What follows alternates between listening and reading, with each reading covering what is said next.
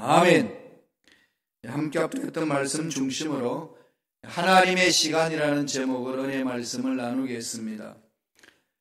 사람은 누구나 시간 속에 삽니다. 시간에서 벗어날 수 있는 사람은 아무도 없습니다. 하루 일과를 생각할 때 24시간, 1년 365일, 이거 누구에게나 주어져 있는 시간입니다. 그런데 이 시간이 어떤 사람에게는 되게 절망적인 시간이 될 수 있고, 어떤 사람에게는 되게 희망적인 시간으로 와닿을 수 있습니다. 시간만큼 인간의 감정과 행복과 불행에 밀접하게 관계되는 것은 없을 겁니다. 수험생에게는 그 시험 끝날 때까지 시간이 너무 야속하잖아요. 너무 짧았어. 충분히 시간만 좀 더 있으면 그동안 공부했던 모든 걸 잘 풀어낼 수 있을 텐데, 이런 아쉬움이 있습니다. 그러나 고통 중에 있고 고난 속에 있는 사람은 왜 그렇게 시간이 긴지 너무 힘든 거죠. 어떤 사람에게는 시간이 축복이기도 하지만 어떤 사람에게는 그 시간이 저주처럼 느껴질 때도 있습니다. 지겹기도 하고 행복하기도 하고 왔다 갔다 합니다. 그 시간이 내 편이기도 하고 어떤 때는 시간이 내게 원수처럼 느끼기도 합니다. 그만큼 우리는 시간과 함께 밀접하게 관계를 맺고 산다는 겁니다. 시간이 뭘까요? 이 시간은 하나님이 창조한 시간입니다. 대체적으로 시간을 세 가지로 나눠서 이야기를 합니다. 쉽게 이야기를 해서 칼렌다 시간이 있다 그럽니다. 연대적인 시간을 말하는 거죠. 2020년이 있고 2021년이 있습니다. 시계가 똑딱똑딱 소리를 내면서 가는 만큼 시간이 지나갑니다. 어느새 한 달이 지나고 어느새 1년이 지나고 어느새 10년이 지나고 이렇게 흘러가는 그 시간, 칼렌더 시간이다. 누구나 이것은 이 시간에 따라서 자기 삶을 돌아보면 합니다. 그런 시간이 있는 반면에 또 하나의 시간은 생물학적인 시간이 있습니다. 여러분 어떠신가요? 서서히 점심때가 오면 배가 고파오지요. 배의 시계, 배꼽시계라고 그러지 않습니까? 얼마나 정확한지 모릅니다. 이 시계가 우리를 기쁘게 하기도 하고 슬프게 하기도 하고 실질적인 생활 속에 연관이 맺어져 있습니다. 이런 시간들, 다 모든 것이 어떤 시간들이죠? 나와 관계 있는 시간들입니다.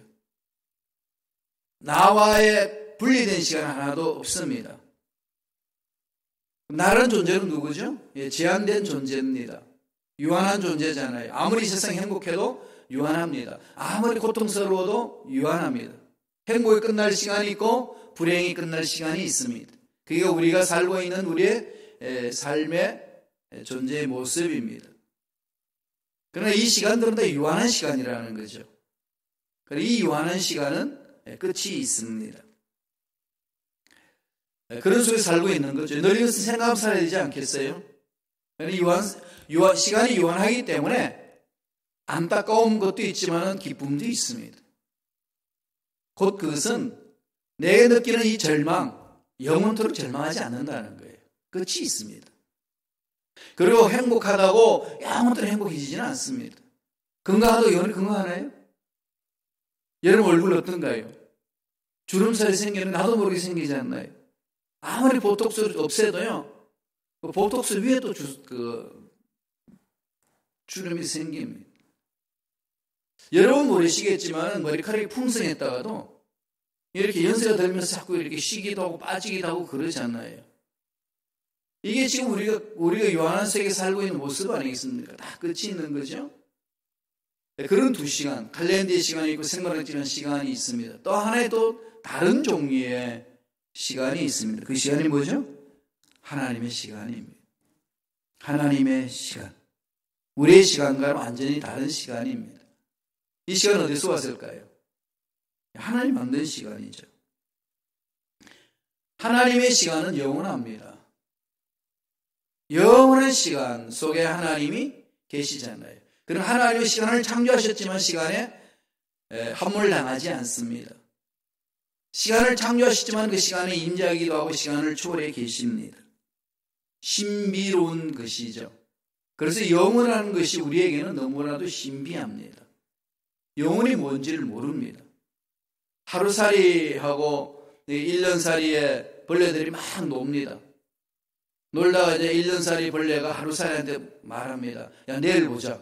그럼 하루살이가 뭐라고 그러겠어요? 내일이 뭐야? 내일을 모릅니다. 우리는 살다가 죽습니다. 그러니까 영원하다는 이 말이 너무 생소한 거예요. 이게 뭔가? 언제나 그래서 관념적인 것이 많습니다. 그런 실질적으로 느끼지 못하는 게 있죠. 이런 것들 구체적으로 여러분 체험을 어떻게 해야 되겠어요? 영원하신 하나님을 체험해야 돼요. 만나야 됩니다. 그 하나님을 만나지 아니하면은 자꾸 형이 상학적이고 관념적이고 그냥 내 삶과는 동떨어져 있습니다. 그러니까 이 영원한 천국이라는 것이 마음에 와닿지 않으니까 그것을 집중하지 아니하고 세상 문제에 끌려다닙니다. 이런 것을 벗어나기 위해서는 영원한 하나님을 만나야 되고, 만나기 위해서는 어떻게 해야 됩니까? 하나님 만날 수 있는 길을 열어주신 십자가를 와야 되고, 십자가를 믿어야 되고, 십자가를 통해서 하나님의 말씀을 봐야 됩니다. 객관적으로. 말씀과 실험하셔야 돼요. 어쩔 수 없어요, 여러분. 이건요, 저와 여러분 함께 우리 순복음 시카고 교회에 있는 이상은 끊임없이 들어야 될 내용이에요. 그러니까 말씀을 안 읽고도 살겠다는 신앙을 아예 접으셔야 돼요. 저와 함께 신앙생활 하시려면. 파고 들어가셔야 됩니다.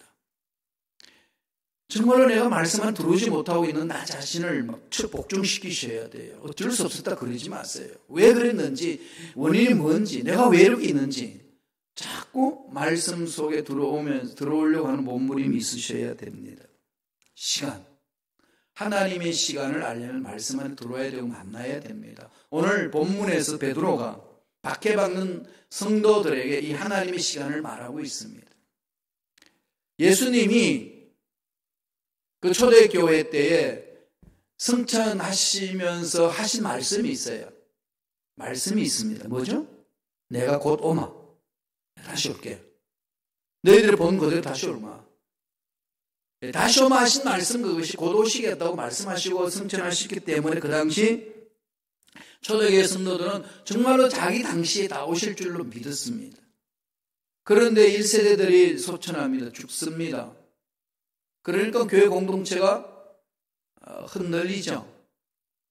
핍박이 있고 어려움이 있지 않겠어요. 그런데 오시겠다고 약속하신 주님 오시지 않고 이게 무엇인가 의문을 품고 질문을 던집니다. 주님 언제 오시렵니까?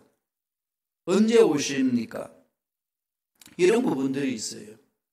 이런 상황 속에서 베드로가 순교하기 전에 박해받는 성도들에게 편지를 보낸 내용이 오늘 말씀입니다. 그러면서 하나님의 시간에 집중하라 그럽니다.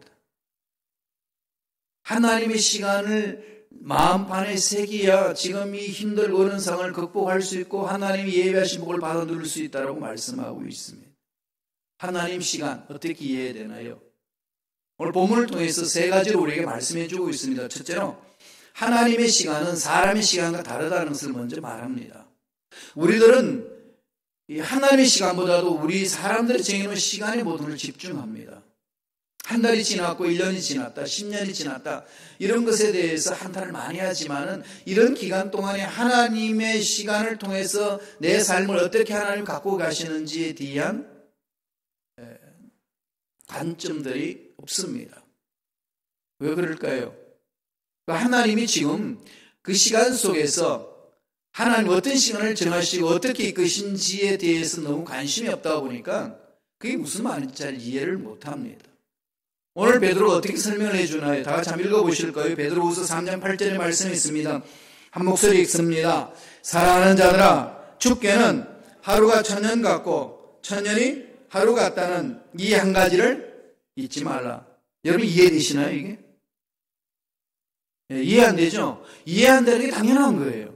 왜? 우리 하나님 아니니까. 그럼요. 하나님의 세계잖아요. 하나님의 세계심을 어떻게 이해합니까? 여러분 삼위일체 하나님, 성부, 성자, 성령 하나님이 뭐 여러 가지 개념으로 설명하시면 이해되셔요? 뭐 그런가 보다 그러지, 그죠? 예.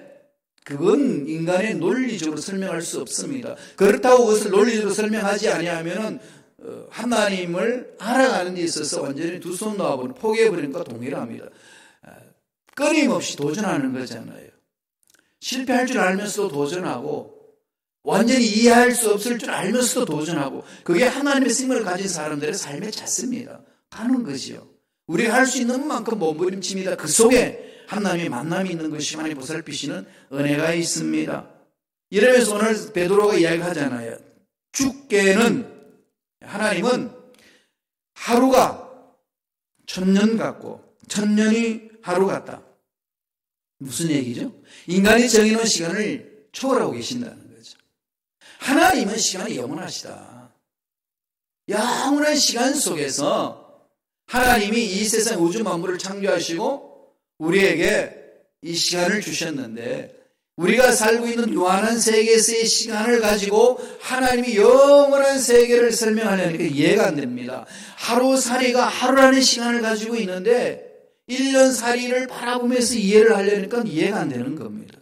그게 무슨 얘기야? 그런 이치하고 동일합니다.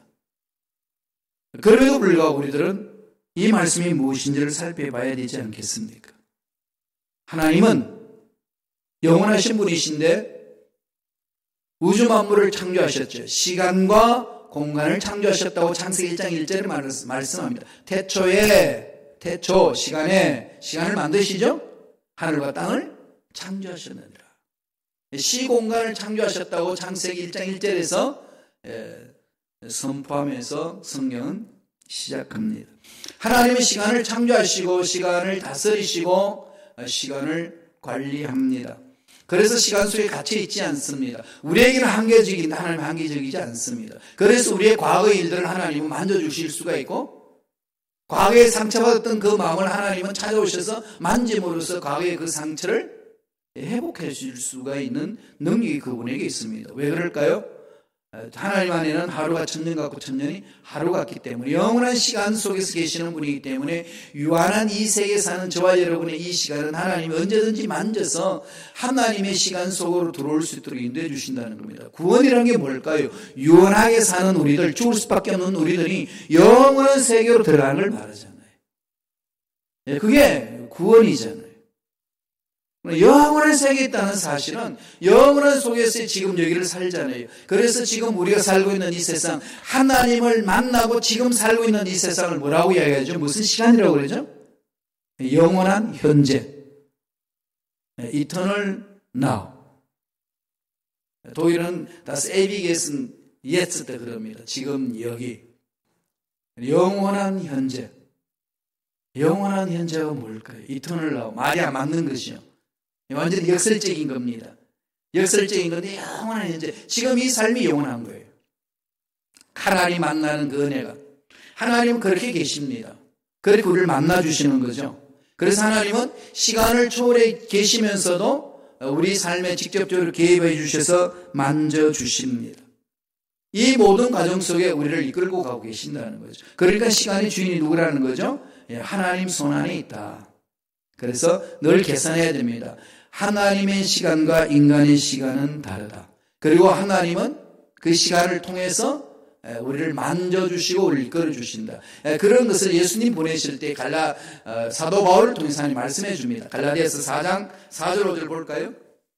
다 같이 우리 한 목소리 천천히 읽겠습니다. 때가 참에 하나님이 그 아들을 보내사 여자에게서 나게 하시고 율법 아래 나게 하신 것은 율법 아래 있는 자들을 속량하시고 우리로 아들의 명분을 얻게 하려 하심이라. 때가 참에 이루어졌다는 거죠. 때가 참에 하나님이 때를 이끌어 가신다는, 하나님의 시간을 이끌어 가신다는 거죠. 하나님이 정해놓은, 하나님이 이끌어 가시는 그 시간 속에서 우리를 빚어 가시고 우리를 만들어 주시고 예배하신 놀라운 복을 함께 주신다는 겁니다. 그러니까 하나님의 그 시간을 통해 가지고 일을 이루신다는 것. 다시 말씀드리면 하나님의 기적이 일어날 것을 내 시간 속에 가둬놓지 말라는 겁니다. 우리는 뭐 해야 되는 거죠? 인내하라는 거죠. 기도하고 응답받는 그것이 이때 반드시 응답되어야 된다는 하셔야 됩니다. 우리의 소원이지만은 그것이 이루어지지 않는다 할지라도 그 실망하는 낙심하지 말라는 겁니다. 주께는 시간이 하루가 천년 같고 천년이 하루 같다. 하나님의 시간 타임테이블이 있다는 겁니다. 그 타임테이블 속에서 이루어진다는 것. 우리는 그 타임테이블 속으로 들어와야 된다는 것이 중요하다고 성서는 가르칩니다. 그러면 하나님 간섭해 주시는 거죠. 예수님이 이 땅에 오셨을 때 예수님이 오셔서 문제를 해결해 줄 수 있는 그 때를 기다리시는 겁니다. 때가 참에, 그죠? 때가 참에. 그러면 예수님 언제 다시 오실까요? 다시 똑같은 말씀이죠. 때가 차면 오십니다. 그래서 이 때를 인간이 알려고 하면 안 돼요. 모르는 거죠. 하루살이가 1년을 알 수 있나요? 몰라요. 그것을 측정한다는 자체가 틀렸고 그렇게 말하는 사람이 틀린 겁니다. 그래서 여러분 세상에 일어나는 모든 일들은요, 이 상식적으로 먼저 분별하세요. 상식적으로 어긋나면 어긋난 거예요. 그게. 그 속에서 그럼에도 불구하고 하나님께서 그 상식을 뛰어넘어서 주는 초월적인 것이 있습니다. 그래서 하나님 역사를 일으키신 거잖아요. 그리고 이 땅에 이 지구의 종말이 온다. 언제 올 것인가? 그건 인간들의 관심사지만 인간은 알 수 없다고 성서는 분명히 말씀하셨습니다. 그러니까 이 말씀에 근거에 있어서 그것을 분별하면 됩니다. 이 말씀이 안 쓰이고 영적으로 그 사람이 뭔가 영역이 나타나고 뭔가 열매가 있으니까 그분하고는 말씀이 맞나 보다고 끌려가서는 안 됩니다. 그렇게 가는 것이 아니고 아무리 귀한 열매가 있어도 그 모든 기준은 말씀에 있어야 됩니다. 말씀이 어긋나면 그것이 왕성 일어나도 그건 하나님 뜻 안에서 이루어지는 것 아닙니다. 이 부분도 우리 마음속에 늘 자리 잡고 있어요. 하나님의 원리입니다. 언제 예수님 오실까요? 때가 차면. 예수님은 이렇게 말씀하셨어요. 마태복음 24장 14절 보실까요? 다 같이 한 목소리로 천천히 읽습니다. 이 천국 복음이 모든 민족에게 증언되기 위하여 온 세상에 전파되리니 그제야 끝이 오리라. 어떻게 되죠? 모든 민족에게 증언되기 위하여 복음이 땅 끝까지 다 전하고 나면은 하나님이 꽉 찼다라고 판단하시면 오신다. 기준은 누구 속에 있죠? 하나님 속에 있습니다. 우리가 자꾸 정하니까 시험 드는 거예요. 언제 오시렵니까? 왜 안 오십니까? 왜 하신 말씀을 안 이루십니까? 자꾸 내 관점에서 보기 때문에 시험 들고 힘들고 어렵습니다. 그래서 인내하셔야 돼요. 그렇기 때문에 우리들은 서로 인내할 수 있도록 격려하는 겁니다. 그래도 버텨보자. 참아보자. 끝까지 가보자. 이게 믿음이 있는 사람들끼리 서로 덕담을 나누는 말씀 아니겠습니까? 위로하라는 겁니다. 서로 위로하고 서로 세워주고. 그게 오늘날 저와 여러분들이 하나님의 사랑을 청하고 하나님의 능력을 맛보며 영원을 사모하며 살아가는 자들의 삶의 자세입니다. 하나님이 정하신 때, 이게 중요한 거죠. 그 다음 두 번째, 사람의 시간과 하나님의 시간은 다르다고 이야기했어요. 또 하나 뭘까요? 하나님의 시간은 기다림이에요. 신앙은 기다림입니다. 믿음은 기다림에 있습니다. 기적은 기다림 속에 있습니다. 이 기다림을 마귀는 갖지 못하게 방해합니다. 우리 심리적으로 이게 불안하기 시작하면 기다릴 수 없잖아요. 불안해지죠? 자, 베드로후서 3장 9절 볼까요?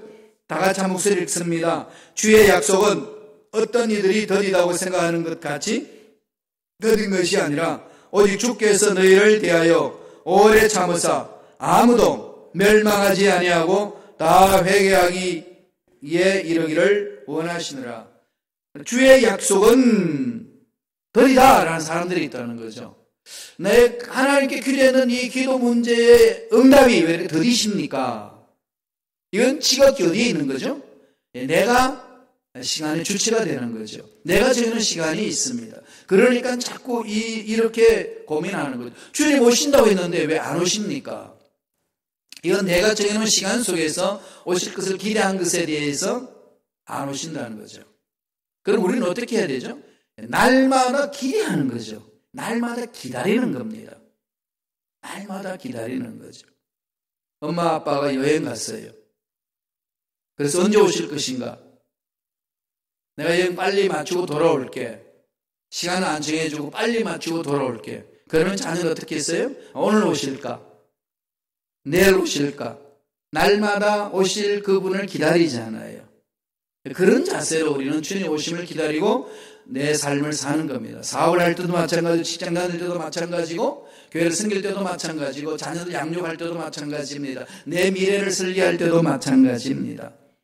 주님의 약속은 반드시 이루어지기 때문에 우리는 기다려야 됩니다. 그럼 주님이 이렇게 오신다고 해놓고 아직까지 오시지 않는 것은 뒷부분이 이야기합니다. 아무도 멸망하지 아니하고 다 회개하기에 이르기를 원하시느라 너희를 위하여 오래 참으사.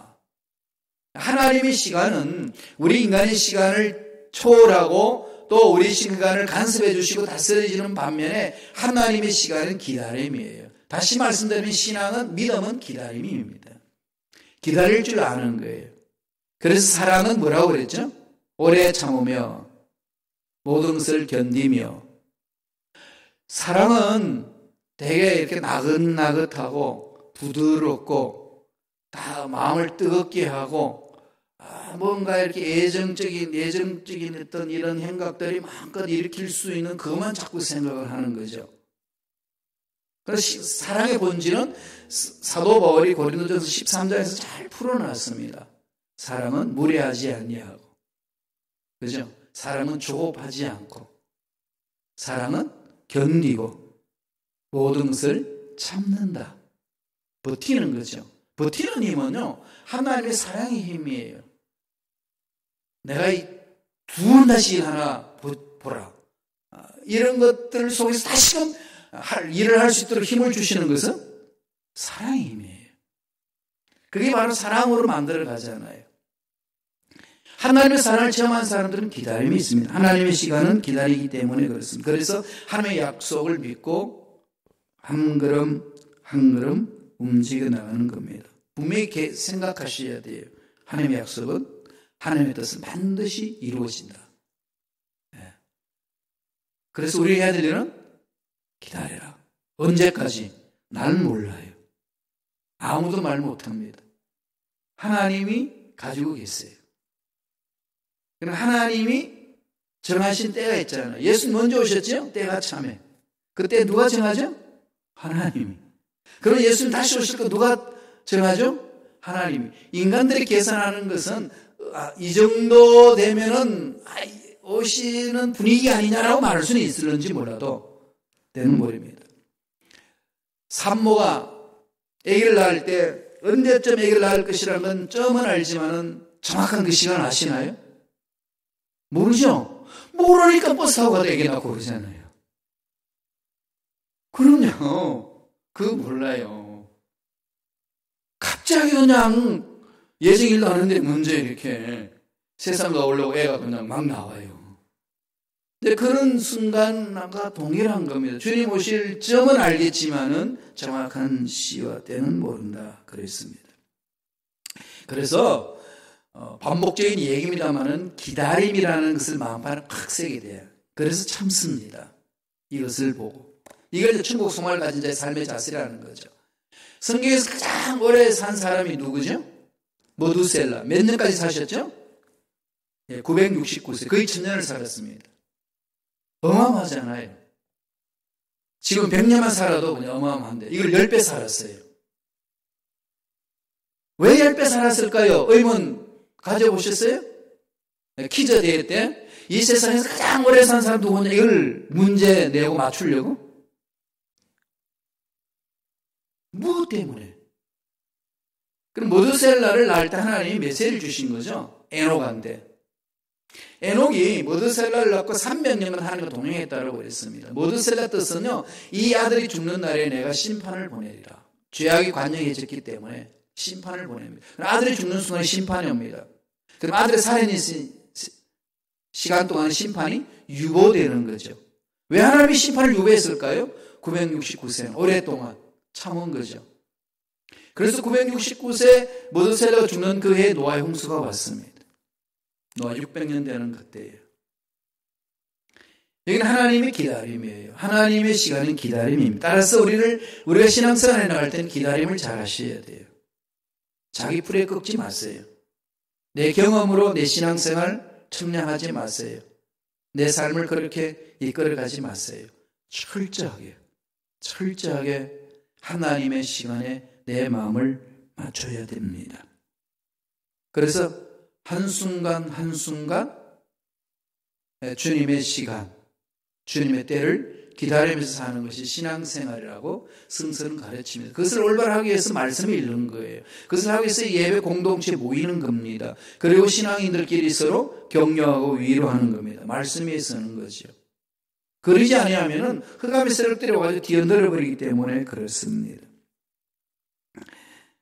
하나님께서 만약에 오랫동안 기다리지 아니하셨다면 저와 여러분은 어떻게 됐을까요? 그냥 옆에 있는 사람 보면 막 안타까운 사람 있죠?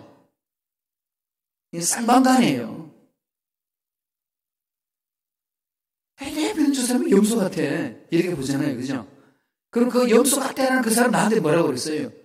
너는 독한 더 염소야. 이렇게 나오거든요. 쌍방간인데요. 그런데 그러면 그 사람을 향하여서 마음에 품잖아요. 나를 괴롭힌 죄니까 빨리 그냥 심판받았으면 좋겠다. 그리고 그 사람 어떻게 기도하겠어요? 그도 똑같이 하겠죠. 그래서 하나님 기다리지 않고 심판해서 어떻게 되죠? 너하고 나하고는 사라지는 거 아니겠어요? 하나님이 기다려 주시니까 우리가 이렇게 사는 것 아니겠습니까? 사도 바울이 로마서 2장 4절에 이렇게 말합니다. 혹 내가 하나님이 인자하심이 너를 인도하여 회개하게 하심을 알지 못하여 그의 인자하심과 용납하심과 길이 참으심이 풍성함을 멸시하느냐? 하나님이 기다리지 않으시면 너 살겠냐? 난 널 살겠냐? 그러는 거예요. 그래서 늘 우리는 쌍방간에 같은 위치에 있다는 사실을 알고 있는 이상은 서로 격려하고 위로해 주는 겁니다. 그래서 하나님의 사랑을 듬뿍 체험하면 이길 수 있어요. 기다릴 수 있는 힘은요, 사랑의 힘을 가질 때만 기다릴 수 있습니다. 야곱이 라헬을 사랑했습니다. 그런데 결혼하는 날 보니까 라헬이 아니고 레아가 왔어요. 그럴 수 있는지 모르겠지만은 하룻밤 자고 나서 보니까 눈 떠 보니까 이게 라헬이고 레아였어요. 이게 그냥 막 따지잖아요. 그래서 야 어떻게 언니를 두고 동생을 먼저 결혼하냐. 장인이 그럽니다. 언니도 내가 결혼했으니까 이제 동생 라헬도 7년 후면 내가 결혼을 시켜줄게. 이 한마디에 모든 거 다 덮어버립니다. 왜? 라헬을 그렇게 사랑했기 때문에. 성경 뭐라고 기록하죠? 수년을 하루같이 보냈다. 이게 무슨 말인지 아시나요? 사랑하는 님 앞에서는 시간을 초월합니다. 하나님의 사랑의 힘은 그렇다니까요. 힘을 거는 것에서 그것을 맛보는 거잖아요. 그래서 성경 계속 이 사랑을 강조하거든요. 여러분 남녀 간에 부부 간의 사랑이 있고 부모 자식 간의 사랑이 있고 친구 간의 사랑을 느끼잖아요. 이 사랑을 왜 느끼게 했을까요? 이 모든 사랑은 어디서 왔다는 걸 하나님으로부터 왔다는 것을 가르치는 거잖아요. 정말로 사랑하는 연인들 막 애틋하게 사랑할 때 그 사랑이 막 짜릿함과 황홀함에 빠지는 그 순간에 하나님의 사랑이 이런 거야. 하나님의 사랑을 잘 모르니까 그것을 통해서 가르쳐 주는 거거든요. 그게 전부가 아니라는 겁니다. 왜? 전부가 아니죠. 없어지는 거니까. 아무리 남녀가 뜨겁게 사랑해도 그게 신혼생활이지. 신혼 가면 갈수록 어떻게 합니까? 싸움박질하고 그냥 미운 점 고년 다 붙어가지고 이제 그렇게 또 살아가잖아요. 사랑이 뭐냐고 묻는다면 뭐라고 물을게 그러면 나도 몰라 그래요. 나중에 오래 살다 보면은 이해 화상하고 내가 왜 사는지 모르겠다. 그러면서 살아요. 미운 점 고년 다 붙어 살아가는 것이 사람 아니겠습니까? 그것은 근본적으로 하나님으로부터 왔다는 걸 가르쳐 주는 거거든요. 그래서 참습니다. 끝까지 가는 거죠. 그게 소망이에요. 하나님이 주신 소망. 독일에 가게 되면은 호텔이 1120년에 시작한 호텔이 있습니다. 그렇죠? 거의 1000년 가까이 있는 호텔이 있어요. 레스토랑도요. 1246년에 시작한 레스토랑이 있어요. 지금도 그렇게 대를 이어서 있습니다. 그러니까 200년 호텔, 레스토랑 했다, 이건, 명함도 못 내밀어요. 지금, 일본 도쿄에 가면 4대째 붕어빵 만드는 가게가 있거든요. 그거 대단한 거지 않나요? 붕어빵 하나로 100년을 버텨왔어요. 한 가문이. 선진국형의 사업들이 주로 이렇습니다. 오래 참고 기다림. 이게 하나님의 사랑을 체험한 자만이 체험할 수 있어요. 그래서 우리들은 하나님의 사랑을 체험하고 하나님 맡겨주신 그 일을 감당하는 거죠. 이게 저와 여러분들이 신앙생활하는 기본 자세 아니겠습니까? 그래서 하나님이 나를 통해서 무슨 일을 하기를 원하시나. 그래서 내 일에 힘들고 어려운 일이 있어도 하나님이 기다려 주셔서 여기까지 오게 하셨으니까 나도 기다리자. 버텨보세요. 포기하는 건 언제든지 포기할 수 있어요. 그죠? 버텨보라는 거죠. 제가 애들이라고 우리 봐요. 제자들 지금은 다 뭐 40대, 50대에 들어간 사람들인데 그 신학 공부하고 가르치고 또 공부할 수 있는 머리가 있길래 미국으로 독일로 유학을 보냈는데 보내고 나서 피드백이 옵니다. 왜 저를 이렇게 유학을 보내셨습니까? 저한테 대핀잔을 주면서 걔네 나 때문에 고생한다고? 이러면서 이렇게 원망하는 투런 메일을 많이 이렇게 보냈어요. 그럼 제가 뭐라고 그러겠어요? 딱 한마디만 합니다. 버텨라. 나도 버텼다. 내가 버텨봤기 때문에 알잖아요. 그죠? 버텨라. 그래 버텼어요. 그렇게 계속 그냥 몇 년을 그렇게 편지 오는 거를 버텨라. 계속 그 말밖에 안 합니다. 버텨라. 포기는 쉬운데 언제든지 포기할 수 있다. 언제든지 너 유학생활 접고 한국 들어갈 수 있다. 그 언제든지 할 수 있는 일이고 지금은 버틸 때다. 버텼어요. 어떻게 했을까요? 학위 받고 들어갔어요. 교수로 들어가 있습니다. 그리고 편지 옵니다. 정말 잘 버텼습니다. 버티고 나니까 이런 열매가 있네요. 너무 행복해하는 거지. 자기 삶에 있어서 버티는 자만이 체험할 수 있는 은혜입니다. 마지막 세 번째, 하나님의 시간은 뭐죠? 하나님의 시간은 하나님이 정하신 시간이 있습니다. 정하신 시간이 있어요. 하나님 정하신 시간이 있기 때문에 이 세상에 우리 태어났고 때가 되면 하나님이 불러서 우리 천국 갑니다. 하나님 정하신 시간이 있는 거잖아요. 이걸 뭐라고 그럴까요? 카이로스라고 그럽니다. 흘러가는 시간을 크로노스라고 그러고 하나님 정하에서 이루시는 일들을 카이로스라고 그럽니다. 하나님의 역사는 카이로스에서 일어납니다. 그래서 칼렌더 시간이 아니에요. 생물학적인 시간이 예수 이루어지는 거 아닙니다. 하나님의 시간은 철저하게 하나님의 시간 카이로스에 의해서 기적이 있습니다. 끝이 있다는 거죠. 그리고 끝 이후에 하나님이 세우는 계획이 있습니다. 히브리서 9장 27절에 뭐라고 그럽니까? 다시 한번 천천히 묵상해서 읽어볼까요? 한 번 죽는 것은 사람의 정해진 것이요. 그 후에는 심판이 있으리.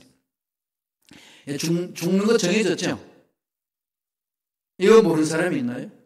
이게 정해진 것처럼 심판도 그와 같이 있다. 같이 이렇게 동격으로 원문을 그렇게 비교해놨어요. 사람이 죽는 것이 정해져 있는 것처럼 그 후에는 심판도 있다. 정해져 있는 것처럼 그렇게 실제적으로 심판이 있다. 그래서 하나님 앞에 설 모습을 바라보고 오늘 하루를 살라. 이 근면입니다. 그래서 정하신 때에 따라서 우리 삶이 일어나는 거죠. 그러면 여기에 대해서 우리 삶의 자세는 뭘까요? 똑같은 거예요. 아무리 죽을 상황에서 죽지 마세요. 죽는 날은 정해져 있습니다. 앞당길 이유가 하나도 없어요. 그러니까 어떻게 해야 되죠? 아까 말씀드린 것처럼 버티세요. 끝까지 버텨야 됩니다. 지금은 버텨야 될 때죠. 포기할 때 아닙니다. 그냥 버텨내야 돼요. 그래서 옆에 있는 사람을 격려해야 됩니다. 함께 버텨자. 하나님의 약속 반드시 이루어진다. 우리가 끝까지 버틸 만큼 버티자 그러지 마시고요. 끝까지 버티셔야 돼요. 끝까지. 그게 하나님 우리한테 원하시는 거 버틸 수 있도록 하나님 매 순간 힘을 주시겠다 약속하셨습니다. 마귀는 아니라고 그러고 마귀는 상황 속에서 나를 넘어지게 하고 이 사람 저 사람 말로 통해 가지고 건너가길 기도를 만들는지 모르겠지만 하나님은 그거 아니라고 말씀합니다. 끝까지 버텨라. 하나님이 결론 내릴 때까지 버텨라 그럽니다. 그래서 여러분 생각을 잘 고쳐야 돼요. 지난주에 봤듯이 이사야 55장 8절 9절 보세요. 하나님의 생각은 우리 생각은 많이 다릅니다. 다 같이 읽습니다. 야훼 말씀에 내 생각은 너희 생각과 다르며 내 길은 너희 길과 달라서 하늘이 땅보다 높은 같이 내 길은 너희 길보다 높으며 내 생각은 너희 생각보다 높으니라. 그렇다면 내 생각은 낮은 생각이라면 내려놓고 하나님 생각에 맡겨야죠. 그럼요. 언제든지 여러분 포기할 수 있어요. 언제든지 할 수 있는 거 왜 빨리 합니까? 끝까지 버텨야죠. 그래서 제가 이 시카고에 와서 늘 외쳤던 소리가 이 소리였습니다. 나는 끝까지 버틴다. 내 끝에 무엇이 있는지 나는 꼭 그것을 보고 말리라. 하나님이 됐다 할 때까지 가는 겁니다. 이게 신앙의 기본 자세라고 가르칩니다. 하나님은 그렇게 하신 말씀, 약속하신 말씀 1.1도 변함없이 이루십니다. 민수기 23장 19절에 그 말씀 하셨잖아요. 한번 읽어보실래요? 다 같이. 하나님은 사람이 아니시니 거짓말 하지 않으시고 인생이 아니시니 후회가 없으시도다. 어찌 그 말씀하신 말을 행하지 않으시며 하신 말씀을 실행하지 않으시랴. 하신 말씀을 실행하지 않으시랴. 반드시 이루신다. 그러니까 환경에 길들이지 말고, 문제에 길들이지 말고, 어려운 것에 길들이지 말고, 연약한 것에 길들이지 말고 이 말씀에 길들여지세요. 콕 찌르면 이 말씀이 나올 수 있도록. 그게 중요하잖아요. 우리 몸에 상처가 나면, 상처가 나오면 뭐가 나오죠? 피가 나와요. 왜요? 왜 피 나오죠? 피가 있으니까. 콕 찌르면 이 말씀이 나오셔야 돼요. 하나님은 반드시 말씀을 이루신다. 그러므로 베드로가 이렇게 결론 내리죠. 10절에 주의 날이 도둑같이 오리니 그날에는 하늘이 큰 소리를 떠나가고 물질이 뜨거운 불에 풀어지고 땅과 그 중에 있는 모든 일들이 드러나리로다. 갑자기 임하는 거죠. 갑자기. 내 인생 끝 갑자기 임합니다. 내 문제 갑자기 끝납니다. 이거는 순간이에요. 어둠이 밝아지는 것은요, 서서히 밝아지는 그 순간을 기대하지 마세요. 갑자기 팍 밝아집니다. 깜깜한 이 성전에 뭐가 켜면 갑자기 밝아지나요? 불을 켜면. 하늘은 그렇게 임해요. 하늘 그 기적은 그렇게 임합니다. 갑자기 뻥 뚫려버리잖아요. 역사는 그렇게 가거든요. 기대하며 가는 겁니다. 우리 인생은 그렇게 하나님의 손에 시간에 의해서 만들어져 갑니다. 지금 세상을 보아도 여러분 희망이 있나요? 미국을 봐도 희망이 있고 대한민국을 봐도 희망이 있고 정치인들을 봐도 희망이 있나요? 대학을 봐도 희망이 있나요? 아닙니다. 다 엉뚱한 짓 하잖아요. 하나님의 말씀을 위험해서 합니다. 요새는 교회가 세상의 희망입니다. 외치지만은 세상은 웃습니다. 니네나 잘해라. 이게 우리 모습이잖아요. 그렇게 지금 어려움을 당하고 있지 않습니까? 이럴 때 저와 여러분 어떤 자세로 해야 될까요? 버텨야 돼요. 절대로 놓치지 마시고 절대로 포기하지 마시고 버텨보십시오. 끝까지 버티시면 때가 되면 하나님이 반드시 위대한 역사로 저와 여러분 삶을 붙들어 주시고 기적을 맛보게 해 주실 줄로 믿습니다. 기도하겠습니다. 하나님, 오늘도 우리에게 말씀을 주셔서 마지막을 바라보며 하나님의 약속의 말씀을 붙들고 버틸 수 있도록 힘과 능력과 은혜를 주셨으니 감사와 찬양을 드리옵나이다. 아무리 힘들고 어려운 문제가 있어도 하나님이 정해놓으신 시간을 바라보면서 하나님이 정하신 그 시간에 일을 이루신다는 믿음과 확신을 가지고 달려갈 수 있도록 길을 열어주신 은혜에 감사와 찬양을 드리옵나이다. 매 순간 하나님의 말씀이 내 마음속에 살아 움직일 수 있도록 말씀을 읽고 묵상하고 암송하고 또 쓰고 그러면서 말씀이 내 것이 될 수 있도록 몸부림치는 우리 삶이 되게 축복하여 주옵소서. 그래서 끝까지 버팀으로 기적을 상식처럼 체험하는 일꾼들에게 역사하여 주옵소서. 감사하고 예수님 이름으로 축복합니다. 기도드리옵나이다. 아멘.